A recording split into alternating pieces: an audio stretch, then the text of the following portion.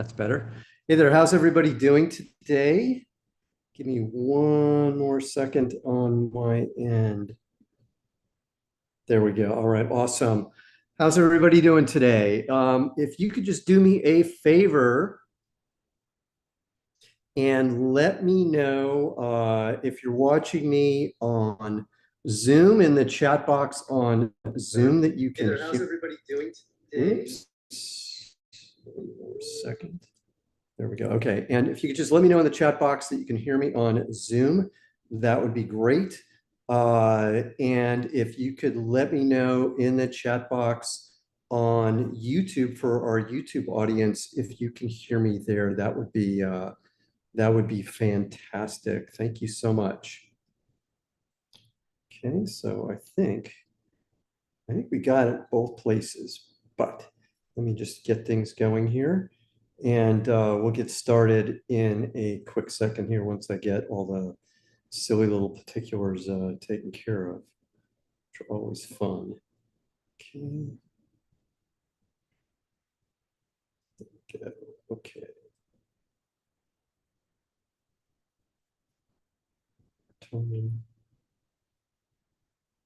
Beautiful. Okay, I think we're ready to go. Okay. All right. So anyways, good seeing everybody today. Fantastic. If you could just do me a favor, please. Anybody who actually, I have some questions already, so I'm going to start with those. And I actually screwed up, I think. So let me see. Yeah, I did screw up. Give me one more second, and I'll be right back.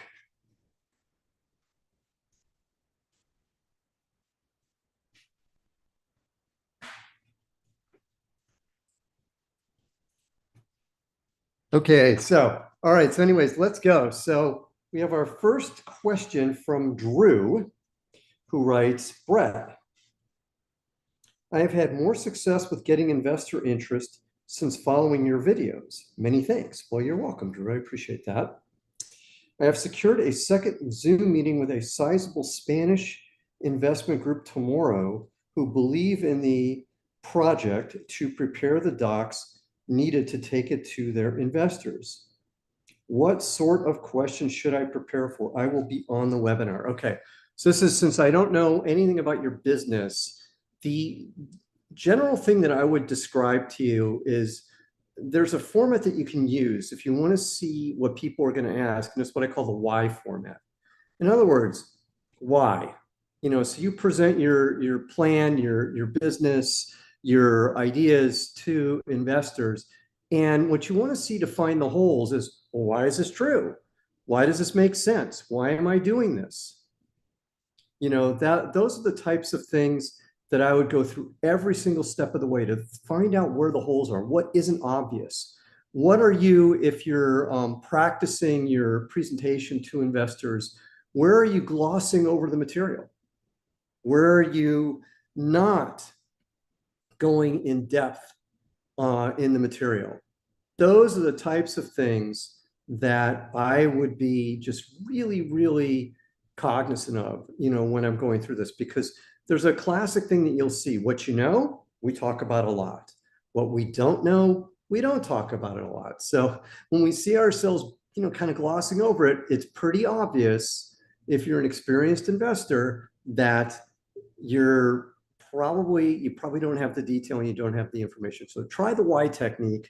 That might help you there, with that. So anyways, give that a go, Drew, and hopefully that will work. Okay, so with that, let's see if we've got any other questions. I might not have done something right here because our audience is much smaller than normal today for this. But anyways, if you have some questions, put them in the chat box for me, or put them in the Q&A box. If you're on Zoom, that'll work as well. Many different ways we can get this going. So anyways, all right, let's see what we got. The next question that we have, all right, let me just double check this right here. The next question we have, okay, John asks, I would value hearing your thoughts on using third-party providers to help make introductions to VC firms. Okay, I get asked this just about every week.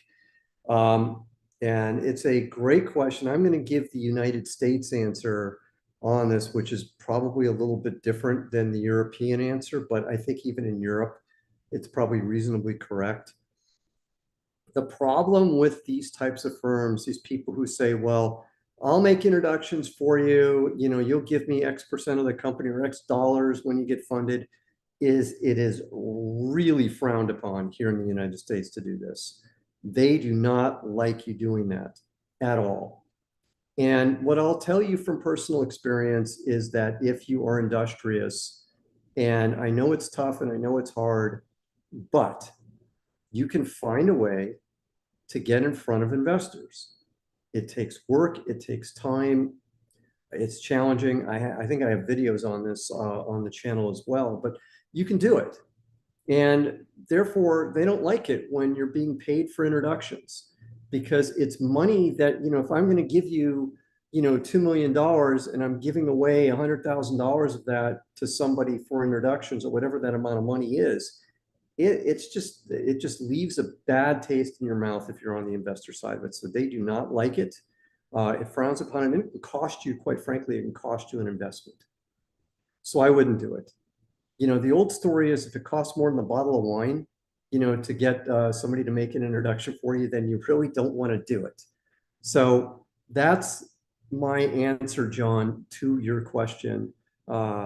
In terms of what you're asking here. So that's the way that I would go about handling that. Sorry for the answer there. It would be great if it worked, but you know what? You can find a way. There's always a way to do it. So that's my answer. Okay, let's see what else we've got in terms of questions. Hang on. Okay, Donald asks, okay, he says, admin checklist for preparing your company for being attractive to investors. For example, legal structure accounting, P&N. I'm not exactly sure what that is. Maybe it means profit and loss, etc. Maybe a checklist for various size levels, pre-seed, seed, Series A. Okay, so the general thing, boy, there's so many different things here because the legal structure, if we're talking, and it depends upon investor, by the way, too, that we're talking about. So there are going to be different things. If I go through your list of legal structure, different things for different investors. If we're talking about venture capitalists, they like C corporations here in the United States. They don't like LLCs. Now, all these things are correctable. What we're looking for is what makes it as easy as humanly possible to do business with people, because the less friction there is in a deal, the more likely it is that that deal is going to happen. So I would look at it that way, is, if I can keep the legal structure the way that they want, C Corp, typically in Delaware, perfect. That really works well. The accounting, for very early stage companies, there are not too many accounting issues, except make sure your company is set up properly, which gets to legal structure again, which means, what would I do? The smartest human thing I would do would be hire a lawyer. Spend the money, hire a lawyer to get the company set up properly, because it goes beyond the C Corp, it goes to the stock, the way that we set up the stock, the way that we set up the bylaws of the company. All these things are fairly standard and they're very much boilerplate. Boilerplate meaning that they're just common things, simple to do, easy legal setups. But when you get them wrong and it's confusing and difficult, it makes it problematic. So get these things set up right. Have a lawyer go through all this. The accounting stuff, we do not need, for things we do not need in early stage companies. In fact, all the way to Series A, you probably don't need a CFO in almost all cases. We don't need it. So don't spend the money on it. Don't spend the time on it. Don't waste it on that. Now, you can do these things in fractional ways, which means that we can hire a fractional CFO, a fractional controller to help us do all the accounting stuff that's necessary for a business. It's pretty easy. It's pretty straightforward to do, in terms of what you do. What are we going to need? We're going to need a balance sheet. We're going to need an income statement. We're going to need a cash flow statement, you know, in terms of all these things as the company progresses. For a company that is seed or early stage, whatever we're going to call it, you know, just starting out, but you're not going to have any revenue. You're not going to have much spending at that point. So what are we going to need? We're going to need projections. Who does the projections? You do the projections of all these things. So if you watch or go through my course on this called Zero to Pitch, which is inside the paid group that I have on Zoom, I walk through exactly how to set all this stuff up, you know, so that it's done right and done properly. But it's fairly straightforward to do it. It's not super complicated. It's not super complex. So I hope that answers your question in terms of what we need to do here. Okay, and then let me go to the next question on our list here. I would like to know, I can't even pronounce your name. I think it's, I'm gonna really butcher it if I do it this way, but let me try it. Michael, I think I'm gonna call it Michael, and he asks, I would like to know, what do you recommend when you are waiting for investment to come?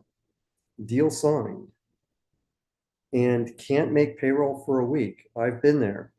What do you tell employees and how do you motivate them anyways? Well, I've been exactly in these shoes where you're down to nothing. And what I would recommend is get way ahead of the story for all this stuff. When you know that you're down to a month and you've only got a month left of cash or whatever it is, first of all, take whatever steps you need to, whatever steps are legal in your area, you know, to increase your runway as long as possible. So that, you know, maybe that means that the founders don't take any salary or drop their salary to $1 or whatever's legal, you know, so that you extend it out and the employees aren't hurt. You do whatever you need to do in these instances. But let's say you get all the way down to this point and you don't have enough money to pay people. Well, again, I would tell people ahead of time, be extremely transparent. It's scary and you think people are going to walk out. And I'm happy to tell you a story, you know, about this when I was in this situation and what we did. Because we came to a point when we were raising money and we had just a very bad investor who had just decided, for whatever their reasons were, which I'm just not going to make public. I know exactly what the reasons are. They had nothing to do with us. They were just going to try and sabotage us. And they literally wanted us to either sell the company or go out of business. They had no desire for us to keep going. And they told us, we're not going to support you anymore. So we had a certain amount of money left. And we had a bunch of investors that were really interested, just like you're describing. They were very interested in funding us. So what did we do? We told our team that, hey, we have to sacrifice. And we did this about 4 weeks in advance. We said, essentially, for the next 4 weeks, we're dropping everybody. This is what legally we could do. We were dropping everybody to minimum wage. Everybody goes to minimum wage. And, you know, we're going to do that. And, you know, here's the risk of what happens if we go more than 4 weeks without getting a term sheet signed. We're going to close the doors. And we're extremely honest with people in terms of what's going on. So that's the way that you handle this. And in our particular case, we had 4 investors that were interested in funding us. Three of them gave us term sheets. You know, so we were saved at the last minute. Now there were still other complications, which I'm not going to go into, just too long and really beyond what we're talking about here. But still, we were able to get there. And you know what was interesting was I was concerned, which I'm sure you are, that we were going to have mass resignations. And what was interesting was that we had 0 people quit when we did this. And I attribute it to the fact that we were extremely honest with our team in terms of what was going on and what they could expect. And they asked great questions. They were loyal. It was one of my proudest moments as a CEO to watch how they dealt with this. So anyways, I hope that answers your question. All right, we've got more questions here. So Michael asks, very similar question, interestingly enough. Down to runway, the wire tip. Ask any vendors for a delay, extension of payables, credits. Yes, you can do that. Vendors will work with you. Absolutely. All those things are true. You can do all sorts of different things, with vendors. And many vendors will play ball with you. Some will cut off their services. Some will give you minimal services, whatever. We did that as well in terms of talking to all of our vendors way ahead of time and got them, to help us as well. Be amazed at how people help you out when you're honest with them. That's really the key to all of this. Okay. This is another really good question that's being asked here. And the question goes like this. When asked, how are you going to spend the funds from the investment, what level of detail would a seed investor want to see? Okay, I'm going to give a very contrarian answer here because I know it's in vogue sometimes to have a slide that says use of funds. Well, I don't believe you should have a slide that says use of funds personally, with percentages and all that type of stuff. And I'll explain why. If you have a pitch deck and we are explaining in our pitch deck, what our plan is, which is what a pitch deck is. It says, hey, this is our plan for the company. Here's what we're going to do. And at the end of that pitch deck, you will have a slide that has a financial slide if you're doing it right. And if you follow at least what I tell you to follow, the financial slide will have numbers in it and will be in a table format. So it will have all the numbers. It'll essentially be a simple income statement with some extras in there as well. And guess what? If I'm showing you that, I am showing you what the use of funds are. You do not need a slide doing that. It's to me, I like redundancy in pitch decks, but I just find that one, for whatever my reasons are, maybe it's a bias that I have, I just find it just a waste. And I don't like it. It's redundant in a way that just doesn't make sense. So I personally wouldn't do it. Okay, if we have more questions, please put them in the chat box. If you're watching on YouTube, you can do that. If you're watching me on Zoom, you can do it there as well, in the chat box. Just make sure I've got everything. I do. Okay. Hang on one second. Let's go back. Runway projections. Okay, well, if you're doing this correctly, like I said, you will have a slide.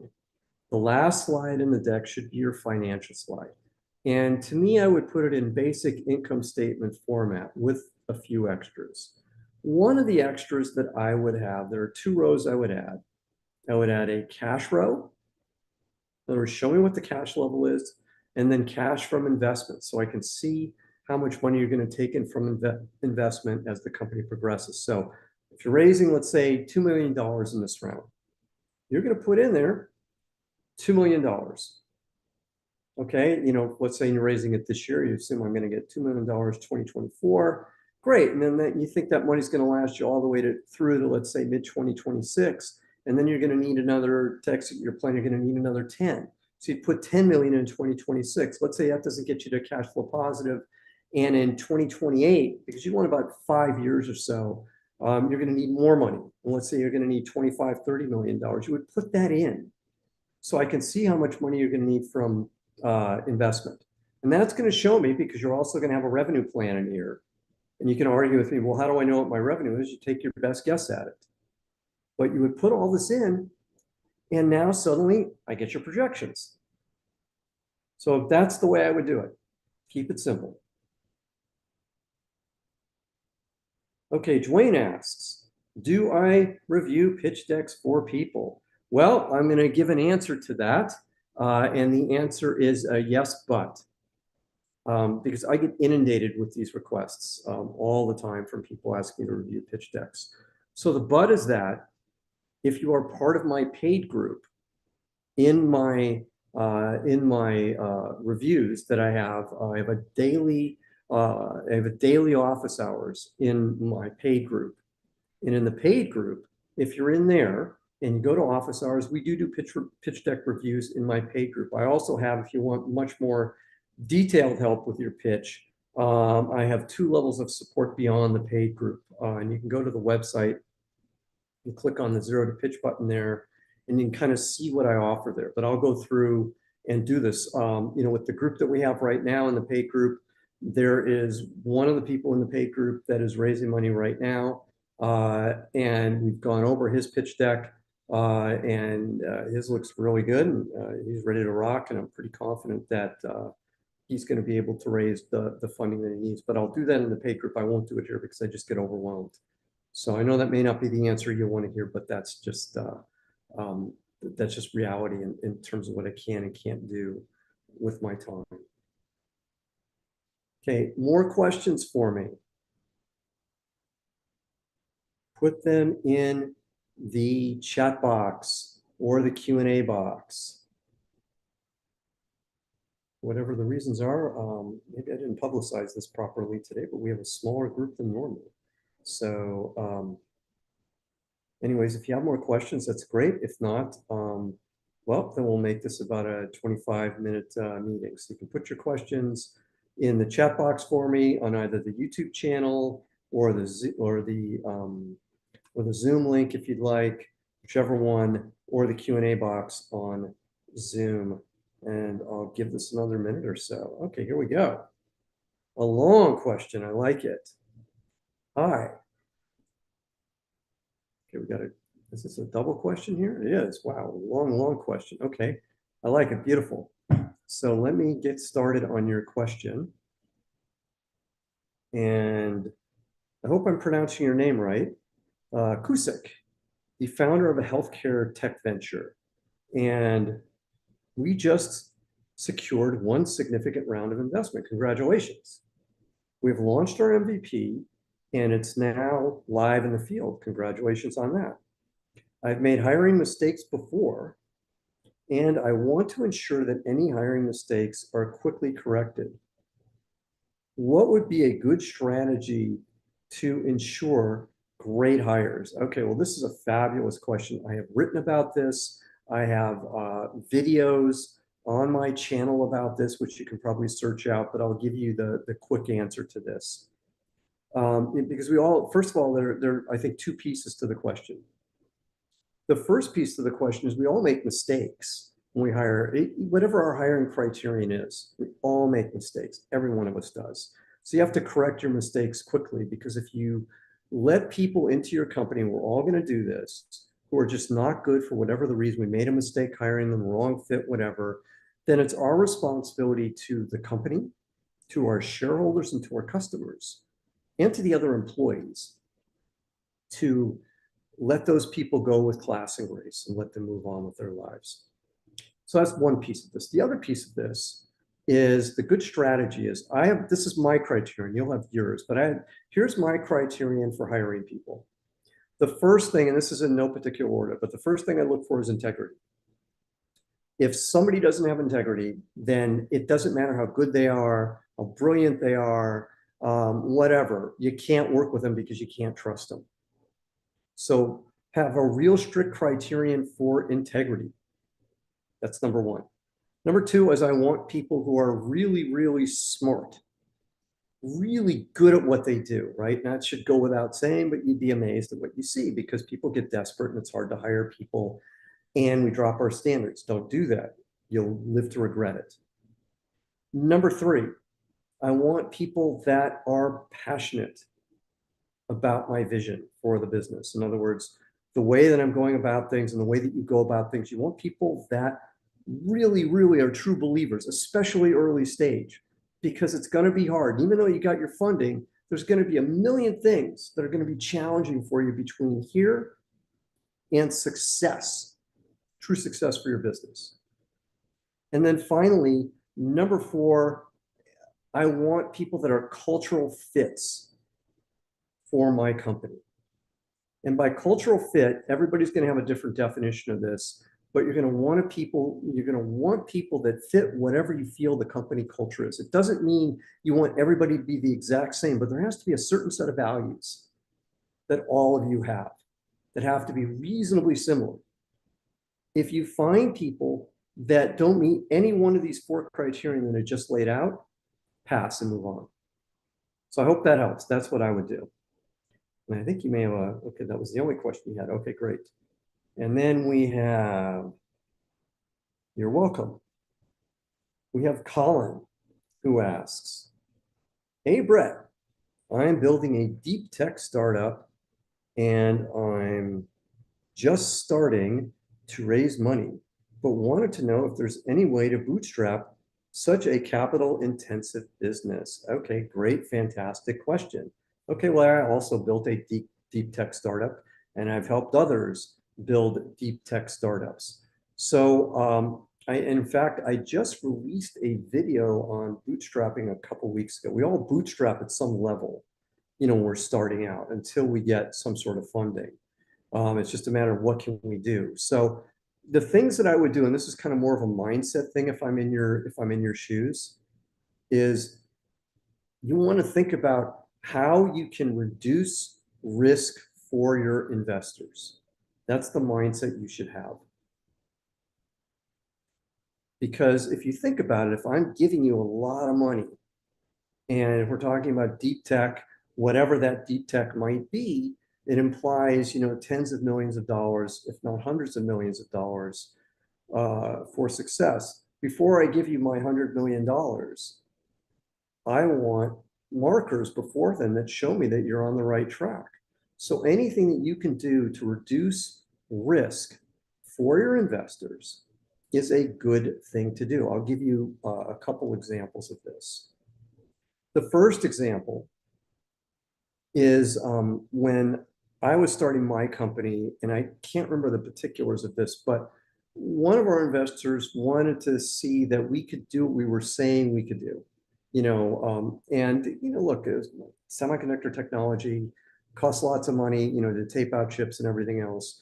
And we found a way in software, to show here was what the performance of some of our products was going to be like. So we were able to do that. And then another company that I'm involved with who's doing really deep tech, also semiconductors, interesting enough, and is now valued at over $1 billion. They faced the same challenge because they needed, to get to the point where they had a product, they were going to need to spend literally 9 figures of money, to do it. So they, again, took that same strategy of what can we do in software to show how the hardware is going to perform so that we can do things that make it easier for our investors to see what we're up to in creative and clever ways. And every step of the way they did this, which is a smart thing to do. So look for things like that are going to reduce risk. Be creative, find ways to save money, find ways to do things in clever ways. For yet another example is find ways to spend less. So buy used test gear or whatever. Just have that frugal mindset. Really helps with this stuff. So I hope that helps, Colin. Okay, and then we have Cal asking, or Kai, I can't tell whether it's Kai or Cal. Hi, Brett, big fan of your videos. Thank you. Appreciate that. My question is about how to present your product and technology in your screener decks. If your startup contains a large deep tech IP component. Well, it's similar to the last question, just a different splash on that. Well, without knowing specifically what you're trying to do, it's somewhat hard to answer. But if the worry is that I am worried about revealing what we're doing, don't worry about that, first of all. Second of all, what we want to do here is keep it simple. You're going to know more, and there's a balancing act here on this too, by the way. You're going to know more than just about every single investor that you meet. Period, end of story. Just every one of them, you'll know more than. That's just the way that this stuff works. Every single one, you'll know more.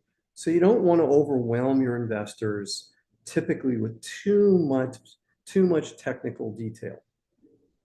So that's part of this challenge here, is we don't want to overwhelm them, but we don't want to make it so vanilla that they can't understand what makes us different. Okay, balance, complexity versus clarity. So I'm getting right at it. So there's a balancing act, and I call this like the Goldilocks test. Too much information, we overwhelm people. Too little information, and there's not enough differentiation. You want to get this just right in terms of how you do this. So that's the balancing act that you need to get to. So you want to make it so that somebody who's a layperson in your area, maybe just adjacent to what you're doing, somebody like me, for example, could understand it. That's kind of what you're looking for in terms of how to make this go. So I hope that's a good answer for you there, Kai, but that's the answer that I would come up with.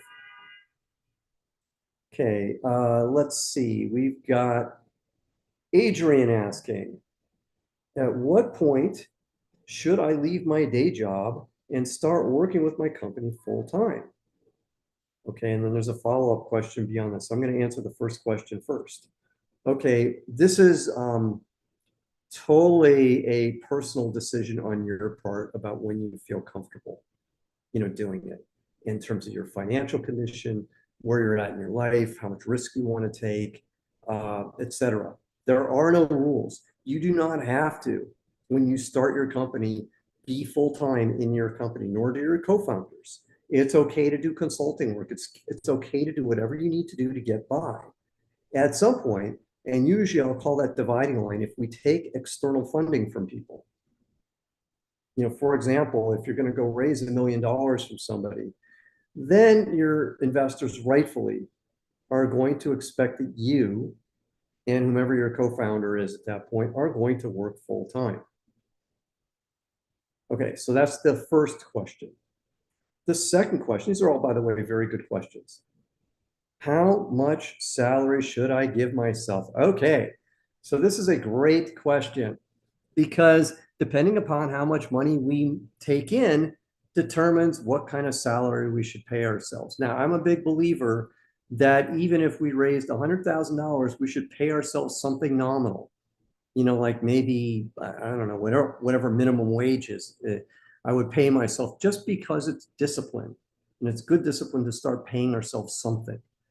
But you want your money to last. So for example, in this $100,000 example that I just talked about, let's say you paid yourself $50,000 a year and you paid your co-founder $50,000 a year. Well, you're out of business, right? Because you're not going to have any money to do anything at that point. So you can't do that. So what's the goal here?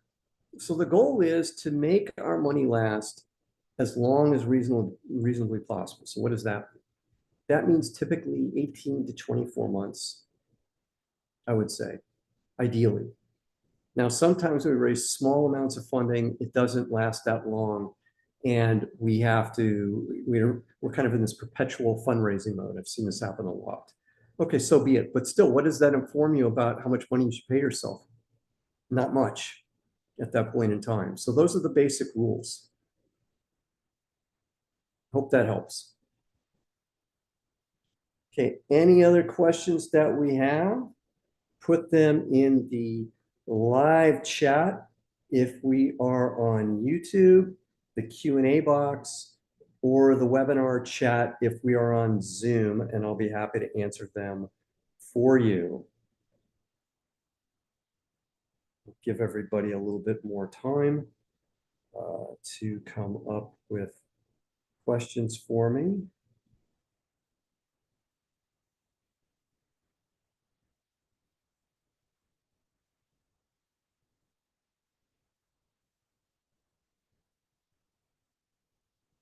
Okay.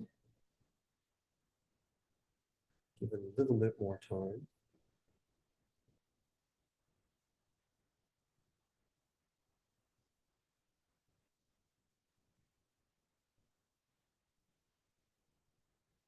All right.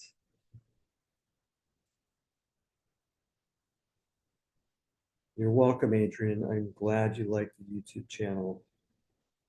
Appreciate that a lot. Thank you very much. Okay, it does not look like we have any other questions, so give it a few more seconds here, and if we've got nothing else and nobody wants to ask me anything else, then we'll call it a day for today. Going once. Going twice.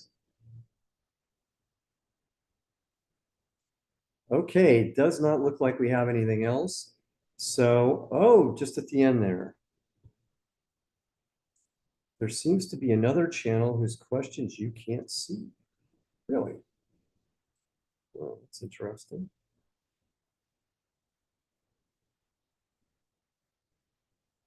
Let me see if I can find that. Give me a second here.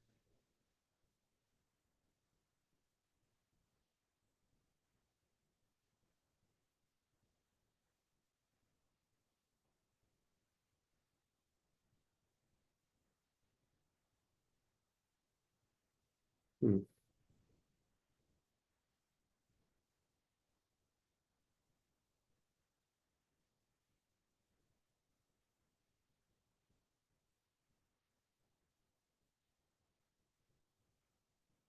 Okay.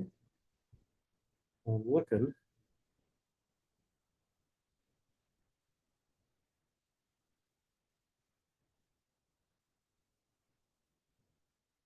Appreciate that. I'm not seeing it though. And if I'm not getting to your questions, I truly apologize. Um, but I'm looking at the oh, I see what happened. Oh, that's frustrating. All right. At least on part of this, I see what happened. That tells me why the audience was smaller today. All right, anyways, that's on. There are two chats. Well, I don't see the second chat. I only see the first one. And I'm not sure why I don't see the second one.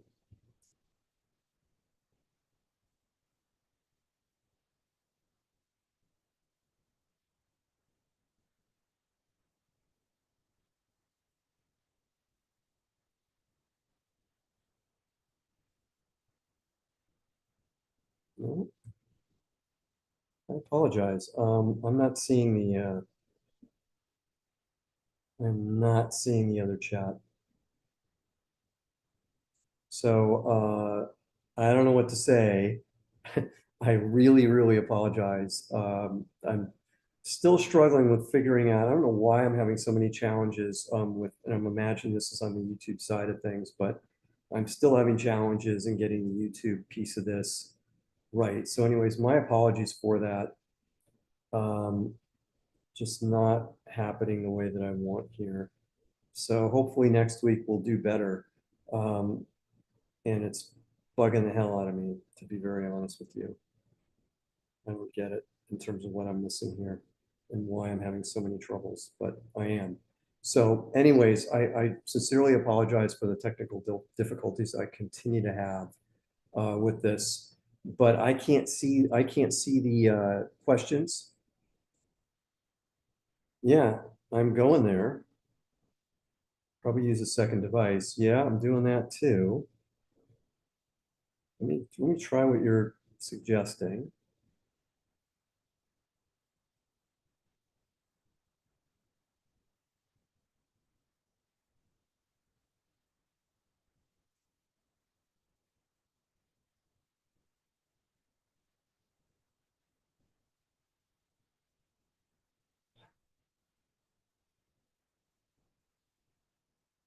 Oh, there it is. I think. No, same thing. Same thing. I sincerely apologize. I'm only seeing the one thing. I don't know why. And I can try one other thing.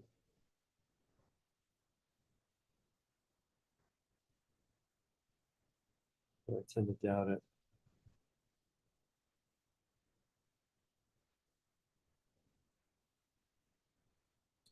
Oh, there it is. Wow. Well, that's in the nick of time. I can see your questions now, so I'm going to go through these now. I apologize for all, oh my goodness, there's a whole bunch of them. So it's kind of weird. They're actually in the same place. I don't know why. Now I can see all these other questions. Okay, so let's go. So we got more questions to answer here. I'm going to be happy to answer them now that we figured it out somewhat. I still don't understand why it's been so problematic. But anyways, I've got them. So let's see. Narenda asks, I'm in the ideation to prototyping stage in a robotic startup. Can I get investment in this stage? And what should my company valuation be? Okay, and the second question, I have no idea what your valuation should be. Valuation is the market typically, and it depends upon how much money we're trying to raise, whether or not you're going to be able to raise money. I have a video coming out on this tomorrow on seed stage investing, which you should watch, which will talk a little bit about this. But the reality is that each startup is its own unique thing. And sometimes in giving generalistic answers, it may not be true in your particular situation. So the reality is that in most cases, if we're talking about if you're on the idea stage, it's going to be raising small amounts of money, seed stage money, whatever you can raise from your friends and family, typically, and yourself and your co-founders. Those are going to be your first investors most of the time. That's it. Maybe you get lucky and attract an angel investor. VCs at this point, probably not real, but there are always exceptions. So it depends upon how much you're trying to raise. That's the answer.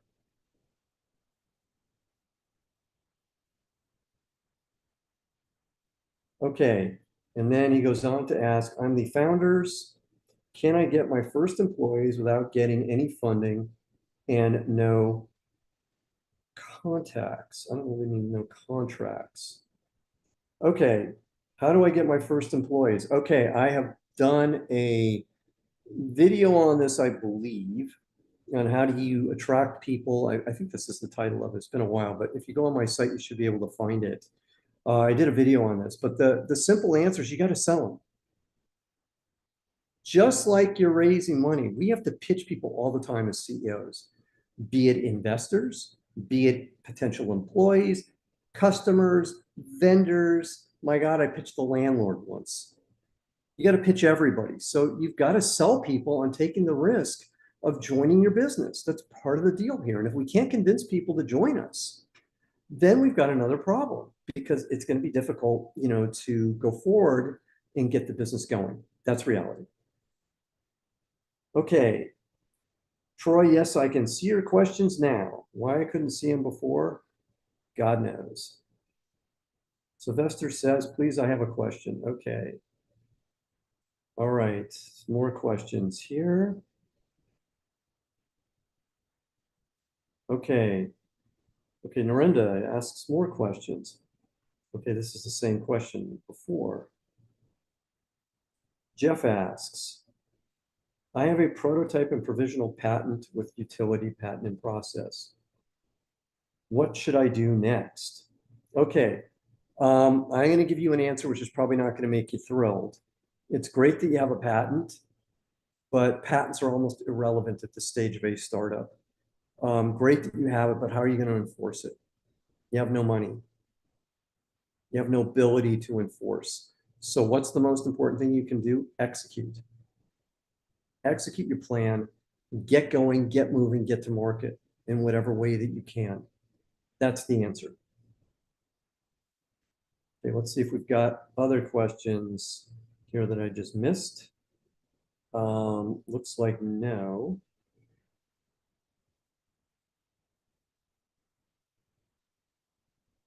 All right. Let's see, do we have any more questions here anywhere else that I see in all the different areas that I'm looking for questions? Okay, it doesn't look like it. Any more questions on, by the way, thank you.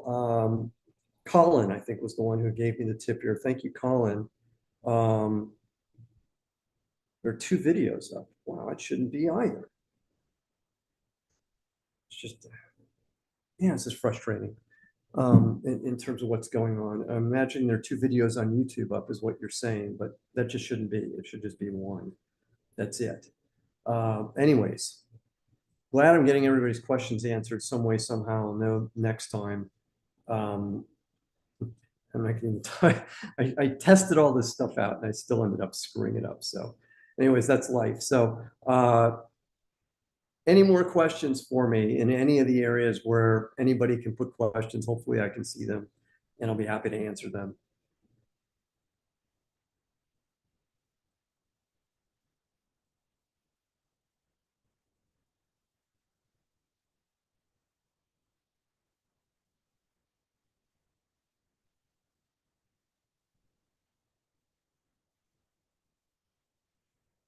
Oh, okay. Julian asks, what was the most near-death experience you faced in the company and how did you surpass that? I think I talked about this at the beginning, but it's a longer story.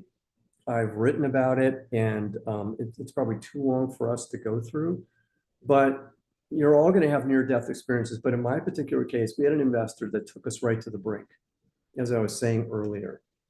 And literally,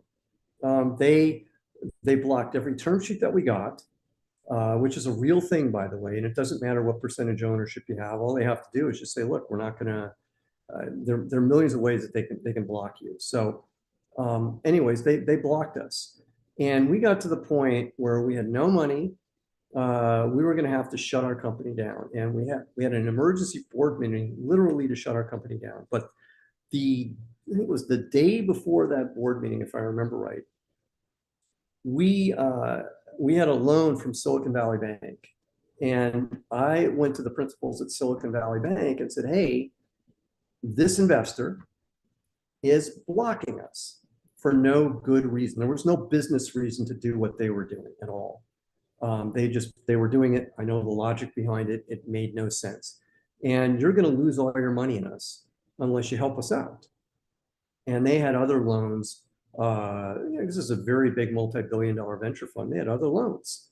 And Silicon Valley Bank went to them and said, hey, we're not going to loan any of your companies any more money unless you stop your blockage of Brett's company here from getting its funding.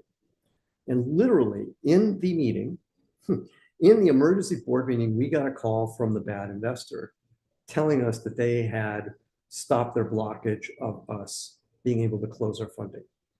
That's how close we got. So the answer here, the general answer for anybody who's in this situation, you will get to this point of what's called the zone of insolvency, which most startups do, which is always a fun thing, to deal with. When you get to this point, what do? You do whatever you can. Don't ever give up until the doors are closed. Literally, keep fighting.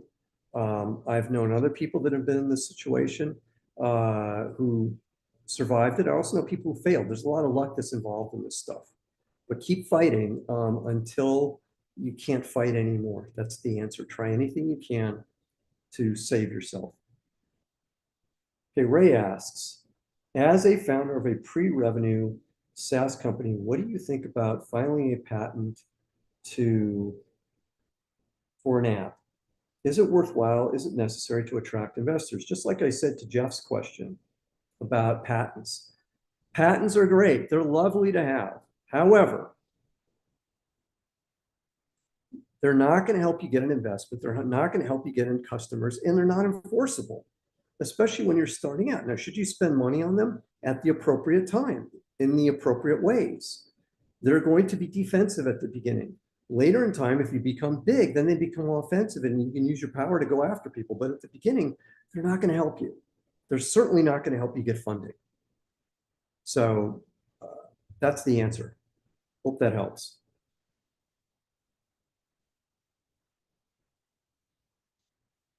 Okay, let's see what we've got here.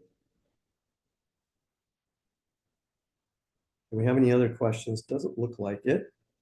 Again, we'll go through our little thing here. We'll see whether anybody else has anything right at the end here. Going once. Going twice. And third time. Anything else? All right, this time looks like we are done for the day. Again, I apologize. One of these times I'm going to get it right with all the technical issues. I don't understand why there are two videos going right now, but I'll figure it out and we'll eventually get this right. At least I'll understand that I got to use two devices to find all this stuff going forward. But thanks again, everybody, regardless of whether you're on YouTube or Zoom watching this. And I'll see you again next week, except we'll be on at a different time. Oh, Ray writes right at the end here. Ray asks, I have a co-founder. How do you determine the split? Okay.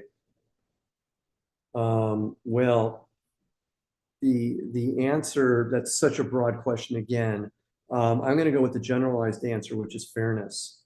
You have to be fair. It can't be 90% for you and 10% for your co-founder. That is not going to work for anybody. So you have to walk away from those discussions feeling fair, and your co-founder has to walk away from those discussions feeling fair. If either one of you doesn't, then the marriage probably isn't a good marriage. And you'll kind of know by feel. Should it be 50-50? Maybe, but most likely not, I would tell you. I don't think it should be 50-50 in most cases if you're the founding CEO and you came up with the idea.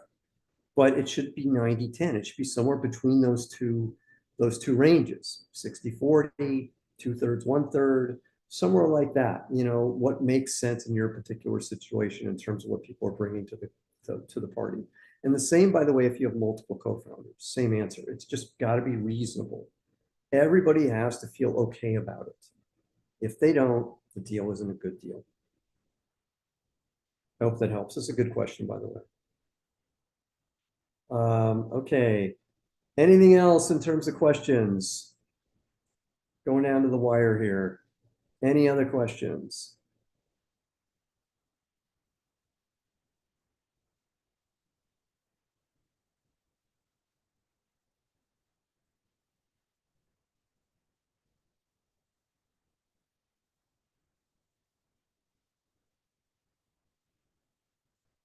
Okay.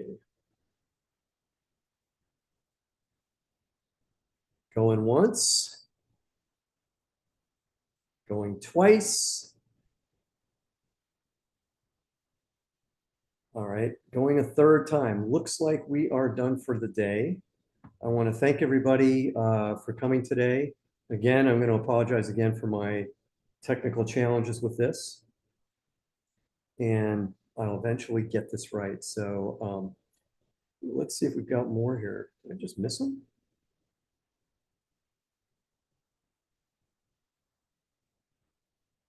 No, I didn't. I got them all. Okay, good. All right, so I think I've got everybody's questions. Thanks a lot, everybody. Until next week, by the way, next week we will be on at 6 o'clock Eastern time, 5 o'clock Central time in the United States, and 3 o'clock Pacific time in the United States. Okay, take care, everybody.